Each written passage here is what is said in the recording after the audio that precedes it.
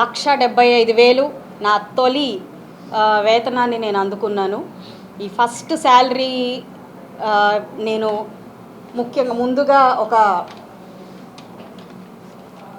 20,000 రూపాయలు దేవుడికి హుండీలో వేయాలనుకుంటున్నాను. ఆ తిరుమల తిరుపతి దేవస్థానానికి ఒక 20,000 రూపాయలు అందించాలనుకుంటున్నాను. అదేవిధంగా నాకు ఈ జన్మనిచ్చిన నా తల్లిదండ్రుల పేరు మీదుగా ఒక 25,000 రూపాయలు అక్షయ పాత్ర వారికి, అన్నా క్యాంటీన్లకి భోజనాన్ని సరఫరా చేయబోతున్న అక్షయ పాత్ర వారికి ఒక 25,000 ప్రకటిస్తున్నాను.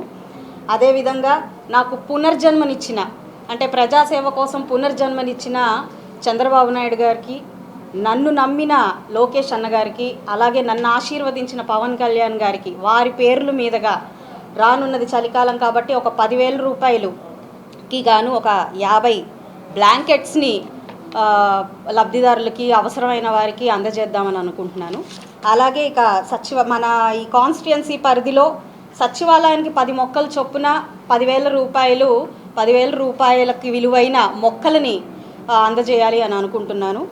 అలాగే ఒక 1,00,000 రూపాయలు, అంటే అందులో 50,000 రూపాయలు పేద కార్యకర్తలకు, ఇప్పటిదాకా ఈ 5 ఏళ్లుగా ఎన్నో ఒడిదుడుకులను ఎదుర్కొన్న పేద కార్యకర్తలకు, అందరికీ కాకపోయినా నా వంతుగా ఈ ఒక్క నెల ఫస్ట్ జీతంగా ఇప్పటికే గుర్తించిన ఒక 10 మందికి, అందులో 5 టీడీపీ వారికి, ఒక 3 జనసేన వారికి, అలాగే 2 బీజేపీ వారికి, మొత్తంగా ఒక 10 మంది కార్యకర్తలకి 5,000 రూపాయల చొప్పున అందించాలి అని అనుకున్నాను. అలాగే ఇంకొక 50,000 రూపాయలు నియోజకవర్గ స్థాయి ప్రజల్లో, ఈరోజు నేను వార్డు పర్యటనలో కానివ్వండి, లేదంటే నా ఆఫీస్ దాకా వచ్చిన వాళ్ళు ఎంతోమంది ఒక 2,000 రూపాయల సాయం కూడా అందకుండా ఎంతో ఇబ్బందికరంగా బ్రతుకుతున్న పరిస్థితులు కనపడుతున్నాయి. ఫీజుల రూపంలో కానివ్వండి, నీడలేని పరిస్థితుల్లో కానివ్వండి ఎంతోమంది ఉన్నారు. అలాంటి వారిని ఒక 5గురిని గుర్తించి ఇప్పటికే వారి పేర్లను మేము నమోదు చేసుకున్నాము. ఆ 5గురికి మనిషికి 10,000 చొప్పున 50,000 రూపాయలు అందించాలనుకున్నాను.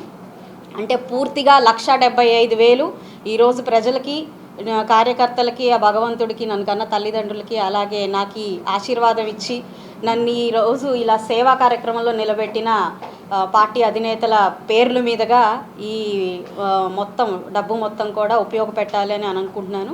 దీనికి అందరూ సహాయ సహకారాలు అందించాల్సిందిగా ప్రతి ఒక్కరిని పేరు పేరున కోరుకుంటూ, మీడియా వారికి మరొకసారి ప్రత్యేకమైన ధన్యవాదాలు చెప్తూ సెలవు తీసుకుంటున్నాను.